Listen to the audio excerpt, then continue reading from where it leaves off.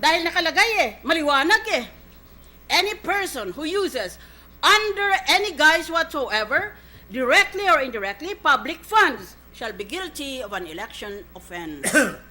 Yan ang problema ng ating bansa. Dahil binabaluktot natin ang batas para sa ating kapakanan. May just say to those two girls there, will you please stop smiling and looking at your cell phones? If you're not listening to my speech, please step out. Now! Nakaka-insulto yung ginagawa ninyo sa Senado ng Pilipinas. Seryoso ako dito You are obviously talking something else. Please step out if you are not interested in the proceedings of the Senate.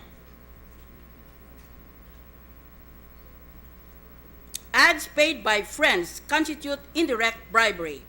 The infomercials